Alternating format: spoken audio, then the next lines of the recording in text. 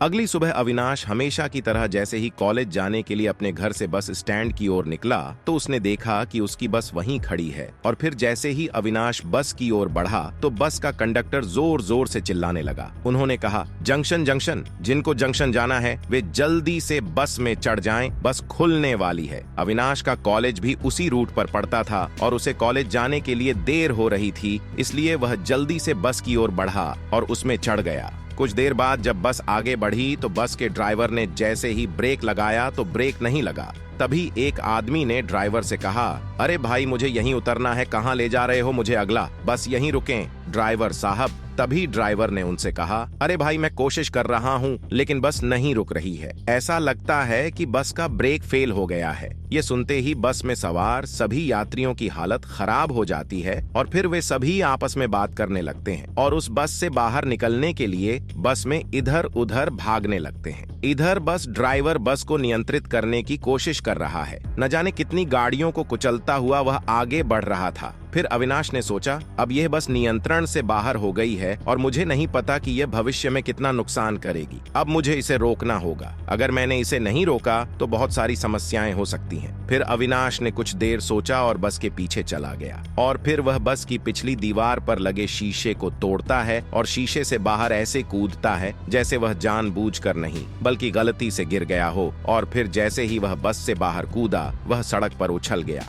उसने वहां उड़ रही धूल से खुद को ढक लिया और फिर उसी धूल का फायदा उठाकर वह पीछे की ओर चला गया। उसे लगा कि अगर वह इस तरह बस को बचाने जाएगा तो सबको पता चल जाएगा कि वह कौन है, इसलिए उसने पास ही एक कपड़े की दुकान के बाहर एक बड़ा दुपट्टा जैसा कपड़ा लटका हुआ देखा और फिर उसने वह दुपट्टा अपने मुंह में डाल लिया, लेकिन इस तरह से लपेटा जाता है कि उसका चेहरा दिखाई न दे। और फिर वह उस बस को रोकने के लिए तेज गति से उस बस की ओर बढ़ता है और फिर उस बस को अपने दोनों हाथों से पीछे से पकड़ लेता है और फिर धीरे धीरे वह बस की गति कम करके बस को रोक देता है और फिर वह बस के पिछले हिस्से को पकड़कर उसे तोड़कर बस से अलग कर देता है और सभी को जाने को कहता है। अविनाश के इतना कहते ही सभी लोग तेजी से बस से बाहर निकल गए। जैसे ही वह उन सभी लोगों को बस से बाहर निकालता है तभी उसे कुछ लोगों के चिल्लाने की आवाज आती है। तभी अविनाश देखता है कि रास्ते में इधर उधर कई कारें खड़ी हैं जिससे बस अनियंत्रित हो गई है। जो लोग उस बस की चपेट में आ गए और उनकी हालत खराब हो गई। फिर उन्होंने देखा कि उन सभी गाड़ियों में कई लोग फंसे हुए थे और शायद वे गाड़ियों से बाहर नहीं निकल पा रहे थे, जिसके कारण वे मदद के लिए पुकार रहे थे। फिर अविनाश उन सभी के पास जाते हैं गाड़ियां और उन लोगों को वहां से निकालने में मदद करता है। और फिर जब सभी लोग वहां से सुरक्षित हो जाते हैं तो जैसे ही वह वहां से निकलने लगते हैं तो एक आदमी उनसे कहता है, आपने इतने लोगों की जान बचाई है, अगर आप नहीं होते तो पता नहीं क्या होता, तो कम से कम मुझे अपना नाम तो बताइए। कश्यप, अविनाश ने जोर से कहा और फिर हवा की गति से वहां से चला जाता है। और फिर कुछ देर बाद वह अपने कॉलेज जाता है और ऐसा व्यवहार करता है जैसे कुछ हुआ ही ना हो। अगली सुबह जब वह अपने घर के डाइनिंग रूम में टीवी देख रहा होता है तो वह सुनता है कि कैसे एक अज्ञात लड़का जिसने अपना चेहरा स्कार्फ से ढका हुआ था ब्रेक फेल बस से सभी लोगों को बचाया और उन सभी लोगों को बचाया, साथ ही उन लोगों को भी बचाया जो उस बस की टक्कर से टूटी गाड़ियों में फंस गए थे। और वे सभी लोग उनकी जान बचाने वाले सुपर हीरो कश्यप की तारीफ करते नहीं थक रहे थे। यहाँ प्रोफेसर भास्कर अपने घर में बनी गुप्त लैब में बैठे थे और बेहद खुश नजर आ रहे थे। शायद वह इसलिए खुश था क्योंकि उसका कोई काम ठीक से पूरा हो गया था, या शायद वह एक नई मशीन बनाकर खुश था और उसका परीक्षण करने के बाद वह अपनी डायरी में कुछ नोट्स भी बना रहा था। और फिर वह मन में कुछ सोचता है और खुश हो जाता है और फिर वह कहता है, हाँ अब यह बिल्कुल ठीक काम कर रहा है, अब मैं इसे वापस ले लूंगा और उसके बाद ही मैं इस दुनिया पर राज करूंगा। इसके बाद वह लैब बंद करके अपने घर अपने कमरे में सोने के लिए चला जाता है। फिर वो अपने घर से कॉलेज चला गया। इधर अविनाश अपने कॉलेज के लिए तैयार होकर निकल जाता है। जब वह कॉलेज के अंदर पहुंचता है तो देखता है कि सभी बच्चे कल की घटना के बारे में बात कर रहे थे जो काफी चौंकाने वाली है। अरे यार, कल मैंने उस स्टेशन रोड पर जो देखा उस पर तुम्हें विश्वास नहीं होगा। अविनाश का एक बैचमेट अपने दूसरे दोस्त से कहता है, मुझे अपनी आंखों पर यकीन नहीं हो रहा कि मैंने वह सब अपनी आंखों से देखा। हाँ दोस्त, तुम सही कह रहे हो, मैंने भी उसे कल टीवी पर देखा था, लेकिन मुझे अब भी यकीन नहीं हो रहा कि उस लड़के में इतनी ताकत कहां से आ गई कि उसने दोनों हाथों से बस रोकी और फिर उसके पिछले हिस्से पर वार किया। ये आम बात नहीं है, एक आम लड़के में इतनी ताकत होती है, उसे तो हीरो ही होना चाहिए। और अंत में उसने अपना नाम भी बताया, कश्यप। एक लड़के ने दूसरे लड़के से कहा, क्या ये वही एलियन है जो हमारी मदद के लिए दूसरी दुनिया से यहाँ आया है? अविनाश ने उनकी बातचीत बीच में काटते हुए कहा, यह वास्तविक रूप में नहीं आता। नैना ने अविनाश की बात का उत्तर देते हुए कहा। फिर अविनाश ने नैना से कहा, हाँ, लेकिन वह बहुत मजबूत था। तभी उसने उस ब्रेक फेल बस को अपने हाथों से रोका और फिर वे लोग थे। साथ ही उनकी गाड़ियों के दरवाजे तोड़कर उन्हें बाहर फेंक दिया गया। एलियन जैसी कोई चीज नहीं है, ये सब एक परी कथा है, ये केवल फिल्मों में मौजूद है। मैं भी उससे एक बार मिलना चाहती हूँ और उस दुपट्टे के पीछे छिपा हुआ उसका चेहरा देखना चाहती हूँ। नैना ने धीरे से फुसफुसा कर कहा। हाँ तो देखो, वह यही है, अविनाश ने कहा और जोर जोर से हंसने लगा। तुमने यहाँ क्या कहा? लेकिन मैं उसे देख नहीं पा रही हूँ। क्या वह अपने इसी कॉलेज में आया है? नैना ने खुश होकर कहा। हाँ, मैंने सुना है कि वह इसी कॉलेज में पढ़ता है, क्योंकि जो बैच मिला था उस पर उसके कॉलेज का नाम लिखा हुआ था, अविनाश ने कहा। सभी लोग आपस में बात कर रहे थे, लेकिन इसी बीच उनके सीनियर का दोस्त क्लासरूम में प्रवेश करता है और फिर वह तेजी से अविनाश और सूरज की ओर बढ़ता है और उनके पास पहुंचता है और फिर वह अविनाश से कहता है, बेटा तुम भाग गए थे वहां से, लेकिन तुम यहाँ से यहाँ कैसे भागोगे? तो तुम्हें कोई नहीं बचा सकता। देखो, मैं यहाँ कोई नाटक नहीं करना चाहता, इसलिए तुम यहाँ से चले जाओ, अविनाश ने सीनियर के दोस्त से कहा। ठीक है बेटा, अगर तुम ड्रामा नहीं करना चाहते तो मेरी धमकी तुम्हें ड्रामा जैसी लगती है, सीनियर ने अविनाश से कहा और फिर अविनाश को धक्का देकर गिरा दिया। तभी अविनाश उठता है और फिर वो उस सीनियर के पास जाता है और उससे कहता है कि देखो, इससे पहले कि मैं गुस्सा हो जाऊं तुम यहाँ से चले जाओ, नहीं तो। तभी सीनियर उसे गुस्से से देखता है और मारने ही वाला होता है कि तभी अविनाश उसका हाथ पकड़ लेता है और फिर अपने पैर से जोर से लात मारता है, जिससे सीनियर का दोस्त दूर गिर जाता है। इसके बाद उस सीनियर का दोस्त वहां से उठकर जाने लगता है और कहता है, मैं तुम्हें देखूंगा, तुम मुझसे कॉलेज के बाहर आकर मिलना। इसके जवाब में अविनाश भी उनसे कहते हैं, हाँ हाँ मैं देखूंगा, पहले ठीक से खड़े हो जाओ। उस सीनियर के दोस्त की ऐसी हालत देखकर वहां मौजूद सभी छात्र हैरान रह गए, क्योंकि कुछ दिन पहले जब अविनाश को सीनियर्स पीट रहे थे तो वह उनसे उसे छोड़ने के लिए कह रहा था और आज वह उस सीनियर की धमकी को इतने हल्के में ले रहा था। और तो और उसने उसे पैरों से भी मारा। तभी वहां मौजूद कुछ छात्र आपस में बात करने लगे, आज वो सीनियर, ये कैसी बेइज्जती है, वो भी सारे जूनियर्स के सामने, और इस लड़के में अचानक इतनी हिम्मत कैसे आ गई भाई। लेकिन जो भी था, मजा तो आया, उस सीनियर का चेहरा देखने लायक था। उधर सभी छात्र आपस में कानाफूसी कर रहे थे और इधर नैना अविनाश को घूर रही थी। जब से प्रोफेसर भास्कर उस इंद्र कवच को लाने के लिए उस गुफा में गए थे, तब से आज तक वे अपने कॉलेज में इतिहास की कक्षाएं लेने नहीं आए हैं। अविनाश और सूरज बस यही सब सोच रहे थे और एक दूसरे से बातें कर रहे थे और इसीलिए उसका कॉलेज जाने का मन नहीं हो रहा था। मित्र सूरज, जब से प्रोफेसर भास्कर और मैंने उस गुफा में उस कवच की खोज की है, वह अपने कॉलेज नहीं आ रहा है। क्या उसकी तबीयत खराब हो गई है? यदि ऐसा है तो हमें एक बार उससे मिलना चाहिए। हमें घर जाकर पूछना चाहिए उसकी तबीयत ठीक है, हो सकता है कोई गंभीर समस्या न हो, अविनाश ने धीरे से फुसफुसाते हुए सूरज से कहा। सही कह रहे हो अविनाश, कोई बड़ी समस्या हो सकती है और कॉलेज के किसी अन्य प्रोफेसर ने हमें उसके बारे में कोई जानकारी नहीं दी है। सूरज भी उससे सहमत होते हुए कहता है, करने के लिए जारी। कॉलेज खत्म होते ही अविनाश, सूरज और बाकी बच्चे अपने घर की ओर जाने लगे, लेकिन अविनाश के मन में एक अजीब सी बेचैनी थी और वो थी प्रोफेसर भास्कर के लिए। उसे तो बस यही चिंता थी कि आजकल प्रोफेसर भास्कर कॉलेज में क्यों नहीं आ रहा है। हो सकता है उसके साथ कुछ ऐसा हुआ हो या हो सकता है कि वह किसी और मुसीबत में फंस गया हो। फिर वह कुछ सोचता है और सूरज से कहता है, यार मुझे कुछ अजीब लग रहा है, मैं सोच रहा हूँ कि एक बार प्रोफेसर के घर जाकर उसका हाल पूछ लूं, क्या पता उसे किसी मदद की जरूरत हो और मैं उसकी मदद कर सकूं। तब सूरज उससे कहता है, यार तुम सही कह रहे हो, तुम्हें एक बार उनके घर जाना चाहिए। तुम देखना, मैं भी तुम्हारे साथ जाना चाहूंगा, लेकिन मुझे घर पर कुछ काम करना है, लेकिन इसलिए तुम्हें अकेले ही उसके घर जाना होगा। इतना कहकर सूरज अपने घर चला गया और फिर अविनाश प्रोफेसर भास्कर के घर की ओर निकल जाता है यहाँ जैसे ही अविनाश प्रोफेसर भास्कर के घर के दरवाजे पर पहुंचता है और उसके गेट को खटखटाता है तो वह देखता है कि उसके घर का दरवाजा अंदर से खुला है। ये महसूस करते हुए कि प्रोफेसर भास्कर जल्दबाजी में दरवाजा बंद करना भूल गए होंगे, वह घर के अंदर प्रवेश करता है और उन्हें ढूंढना शुरू कर देता है। और यहाँ प्रोफेसर भास्कर अपनी गुप्त प्रयोगशाला में कुछ मशीनें बनाने में व्यस्त थे।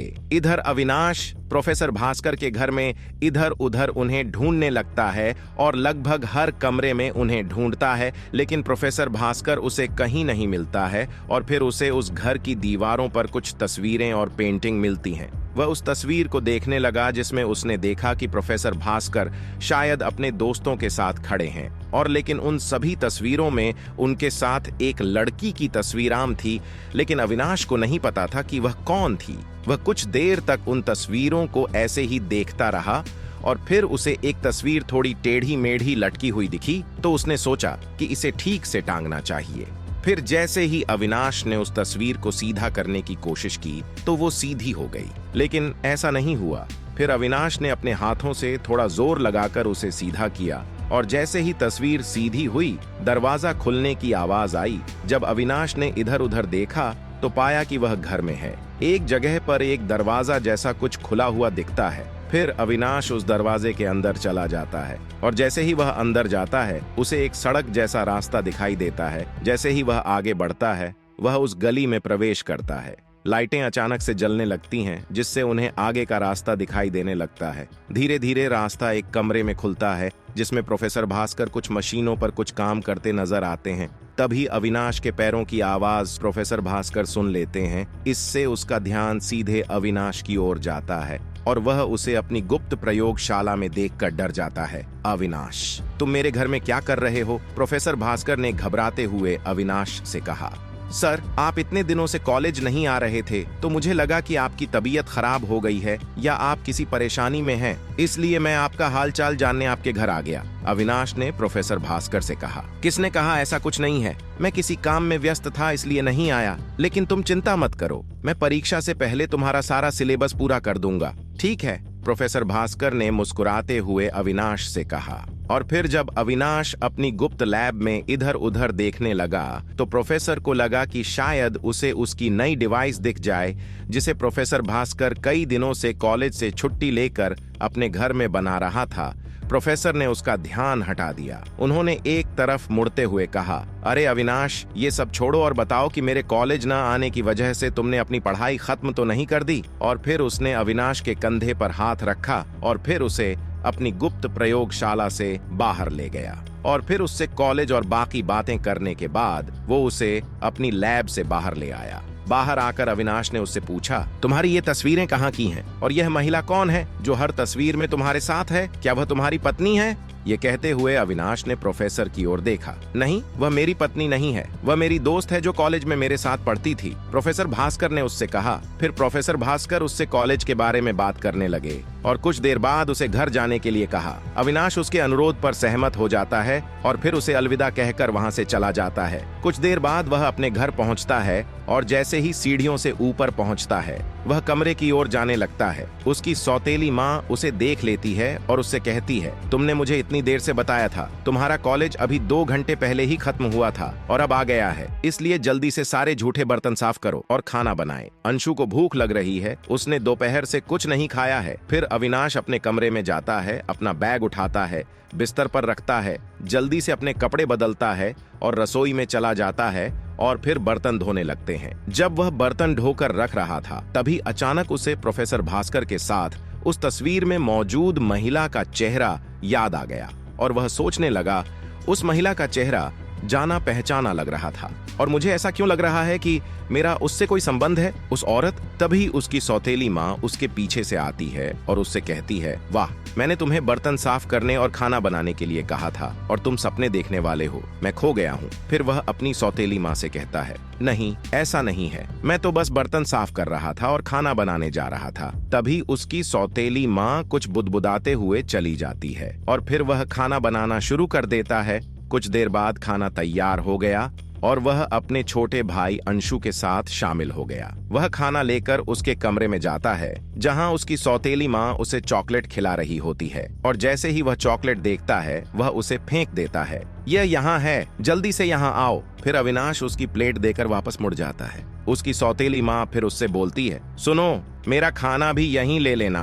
खाना इतनी देर से कैसे आया? अभी भी भूखा है। चलो अपने पिता के कमरे में जाओ और उन्हें भी खाना दे आओ, समय हो गया है। फिर अविनाश उनके कमरे से निकल जाता है, और फिर जब वो अपनी माँ को खाना देकर अपने पापा के कमरे में खाना ले जाता है तो उसके पापा टीवी देखने में व्यस्त होते हैं। तभी उन्हें अविनाश आता हुआ दिखता है, तो वो उसे हाथ देकर बुलाते हैं और कहते हैं, अरे बेटा अविनाश, बेटा अंदर आओ। फिर अविनाश उसके पास जाकर बैठता है। यहाँ मेरे पास बैठो और मुझे बताओ कि आज कॉलेज और पढ़ाई में तुम्हारा दिन कैसा रहा? क्या तुम्हें कोई परेशानी हो रही है या कोई समस्या है? अपने शिक्षकों से ध्यान से पूछो और समझो कि तुम्हें मन लगाकर पढ़ाई करनी है। उसके पिता ने उससे कहा। तब अविनाश ने उससे कहा, नहीं पिताजी, ऐसी कोई समस्या नहीं है और मेरी पढ़ाई भी अच्छी चल रही है। वास्तव में मैं तो यही चाहता हूँ। दरअसल मैं आपसे कुछ पूछना चाहता था। उसके पिता कहते हैं, हाँ हाँ पूछो, तुम्हें क्या पूछना है? फिर अविनाश कहते हैं, आज मुझे अपनी माँ की बहुत याद आ रही थी। आपने अभी मुझे बताया था कि वह मेरे जन्म के 3 साल बाद तक जिंदा थी।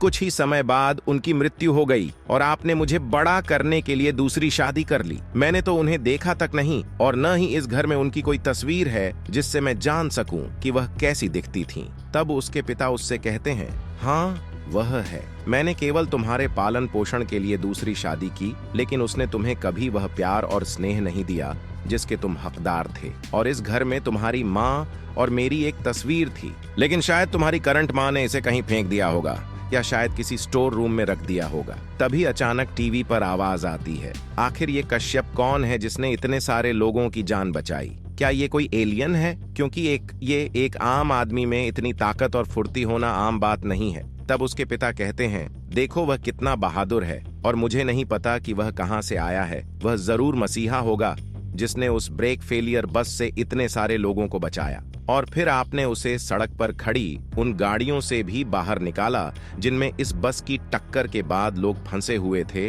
और आपने देखा कि उसके कपड़े भी आपके जैसे थे। क्या ये हरकतें आपकी नहीं हैं? और फिर उसके पिता ने देखा, उसकी ओर संदेह से देखा और फिर मुस्कुराने लगा।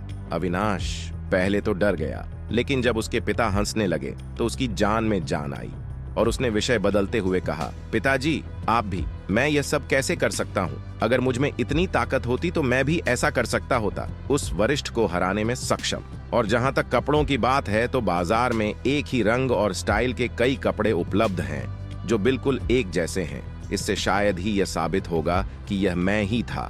अब ये सब छोड़ो और जल्दी से खाना खाओ। खा लो, नहीं तो खाना ठंडा हो जाएगा।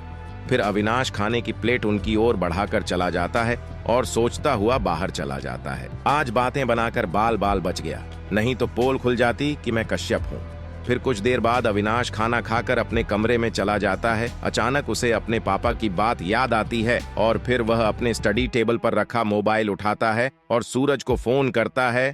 तभी उधर से आवाज आती है, हेलो अविनाश, हाँ बताओ तुम्हें इतनी रात को मेरी याद कैसे आई और तुमने मुझे कल बताया? प्रस्तुत असाइनमेंट के लिए कोई कॉल नहीं थी, और अगर आपने ऐसा किया है तो मैं आपको बता दूं कि सर ने पहले ही कॉलेज में सभी को बता दिया था कि अगर किन्हीं 2 लोगों का असाइनमेंट एक जैसा होगा तो मैं दोनों के नंबर काट लूंगा, जिससे आप खुद से मेरा असाइनमेंट कॉपी नहीं कर पाएंगे। हमें अपना खुद का बनाना होगा, सूरज ने कॉल के दूसरी तरफ से कहा। तभी अविनाश सूरज से कहता है, नहीं दोस्त, मैंने ऐसा इसलिए नहीं किया, मैं तुम्हें बता रहा था कि आज मैं बेनकाब होने से बच गया, अन्यथा मेरे पिता ने मुझे टीवी पर दिखाया गए इंटरव्यू से मुझे पहचान ही लिया होता। वीडियो में देखकर अच्छा लगा कि मैंने खुद को उस कपड़े से ढका हुआ था, लेकिन उन्हें मेरे कपड़े और उस कश्यप यानी सुपर हीरो के कपड़े दोनों एक जैसे लग रहे थे। मतलब अब तुम्हें भी अपनी सच्चाई छुपाने के लिए सुपर हीरो वाली पोशाक पहननी पड़ेगी, सूरज ने कहा। लेकिन तुम्हारे पास कोई पोशाक नहीं है, इसलिए तुम्हें अपनी पोशाक खुद बनानी होगी। तब अविनाश ने कहा, हाँ ये होगा, आज जरूरत है। पापा को मुझ पर शक हो गया है तो कल कोई और करेगा। दोस्त एक काम करो और जो पोशाक तुम्हें चाहिए उसकी एक तस्वीर बना लो, और हो सके तो इंटरनेट की मदद ले लो। हो सकता है कि तुम्हें जो पोशाक चाहिए वह पहले ही किसी ने बना ली हो, इसलिए वहां देख लो। और हाँ, अपना असाइनमेंट भी बना लो, नहीं तो सर मार्क्स काट देंगे। सूरज ने अविनाश को बताया और कॉल काट दिया। इधर अविनाश भी पहले अपना असाइनमेंट पूरा करता है और फिर इंटरनेट पर कॉस्ट्यूम के लिए अलग अलग डिजाइन ढूंढना शुरू कर देता है।